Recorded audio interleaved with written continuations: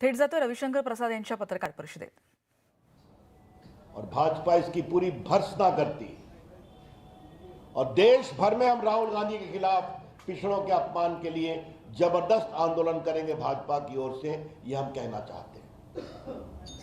अब दूसरी बात और भी गंभीर है।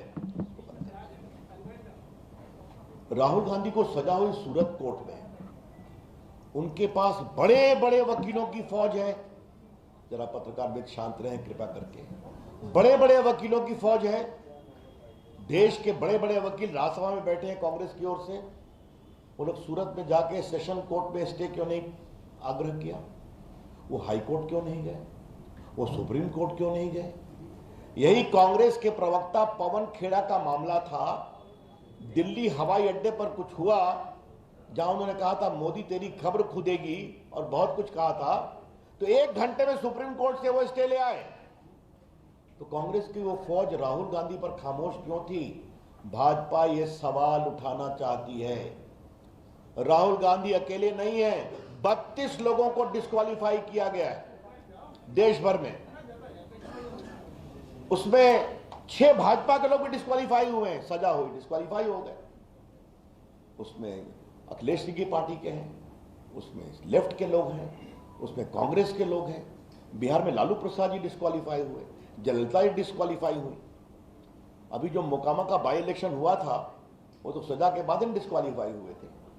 जब देश का कानून है कि आपको 2 साल की सजा होगी तो आप तुरंत डिस्क्वालीफाई हो जाएंगे अगर आपके कन्विक्शन को कोर्ट स्टे नहीं करता। उसमें कोई विवेक नहीं है, सुप्रीम कोर्ट कह चुका है दिलीप थॉमस के केस में। तो राहुल गांधी की पार्टी की तरफ से उनको कोर्ट से स्टे दिलाने की कोशिश क्यों नहीं हुई? भाजपा यह कोशिश करना चाहती है। क्या नाखून कटाकर शहीद होने की कोशिश कर रहे हैं? हमारा स्पष्ट आरोप है जानबूझकर यह नहीं किया गया ताकि कर्नाटक के चुनाव में राहुल गांधी के प्रकरण को भुनाया जाए। और ऐसा संकेत उनकी बहन के साथ साथ बाकी लोगों ने भी कहा है। यह बात हम स्पष्ट कहना चाहते हैं। इसलिए जो पूरा प्रकरण है आज का प्रेस कॉन्फ्रेंस, ये सब कुछ एक सोची समझी रणनीति है कि राहुल गांधी को एक बलिदानी बताओ और कर्नाटका में इसका लाभ लो। या फिर तीसरी बात है, क्या कांग्रेस के अंदर कुछ अंदरूनी पॉलिटिक्स चल रही है? राहुल को कांग्रेस से हटाओ और कांग्रेस बचाओ, इसका जवाब तो कांग्रेस को देना पड़ेगा। इसलिए मैं फिर कहता हूं कि राहुल गांधी जी, आपके कन्विक्शन के बाद आपके यहां बड़े बड़े देश के नामी गिरामी वकीलों की फौज है, उन्होंने स्टे की कोशिश क्यों नहीं की?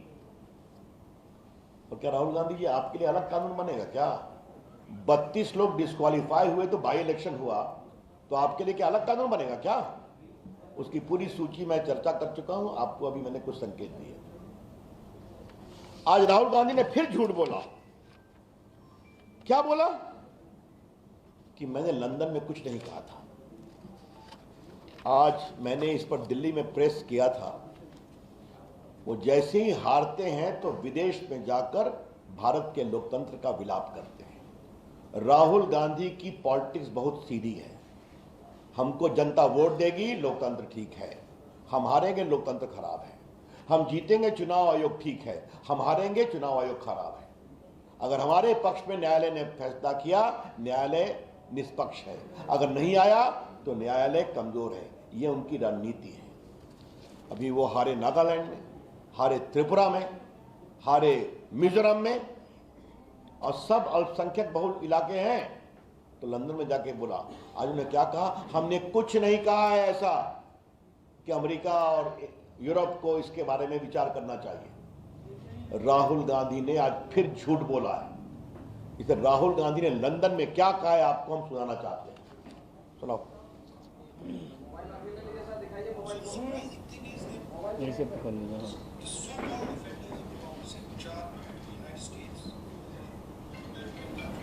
Seem to just be oblivious that a huge chunk of the democratic model is come undone, which is a real problem. What happens? इसके बाद मेरी टिप्पणी है। मतलब क्या कहा? कि भारत में लोकतंत्र कमजोर हो रहा है, इसके लिए अमेरिका और यूरोपियन कंट्री ध्यान नहीं दे रहे हैं। ये समस्या है। ध्यान देने का मतलब क्या है? यहां हस्तक्षेप करें, यही तो हम कह रहे हैं। आज मैं राहुल गांधी की टिप्पणी दिखा दिया। राहुल गांधी ने फिर झूठ बोला कि हमने ऐसा कुछ नहीं कहा था। तो झूठ बोलना राहुल गांधी की फितरत हो गई है। जब भी विदेश जाते हैं, भारत के लोकतंत्र का अपमान करना, भारत की संस्थाओं का अपमान करना, भारत के जनमत का अपमान करना उनकी आदत हो गई है। और मोदी जी पर तो वो क्या क्या नहीं बोलते हैं। मेरे पास पूरी उनकी टिप्पणी है कि वो विदेश में क्या क्या बोलते हैं। भारत राष्ट्र नहीं है, राज्यों का संघ है। और क्या हमारे लोकतंत्र पर बर्बर हमले हो रहे हैं। और क्या पुलवामा हमला कार धमाका था, आतंकवादी धमाका नहीं था। और क्या चीन की तारीफ की कि चीन ने प्रकृति के साथ विकास किया है, सद्भावना के साथ। ये सारी उनकी टिप्पणी। और क्या कहा? बालाकोट और पुलवामा का सेना सबूत दे कहा था ना। तो सेना की शहादत का सबूत राहुल गांधी मानते हैं और चीन के अपने ट्रस्ट में पैसे लेते हैं, ये भी आप सभी जानते हैं। दिखा दीजिएगा। ये देखिए उनकी पूरी टिप्पणी सब कोर्ट पर है, कोई नई बात मैं नहीं कह रहा हूं। और याद करिए राहुल गांधी ने क्या कहा था कि हम लोग के फोन में पेगासिस लगाए, कहा था ना। तो क्या कहा? सुप्रीम कोर्ट की कार्रवाई में कहा जिस नेता को लगता है उनके फोन में पेगासिस है तो उनका फोन दे दे। तो राहुल गांधी ने अपना फोन क्यों नहीं दिया? क्योंकि फोन जाता तो फोन से क्या क्या निकलता उसका डर था उनको। तो जब कार्रवाई की बात होगी तो कहेंगे नहीं। तो ये मुझे आपसे बात कहनी है।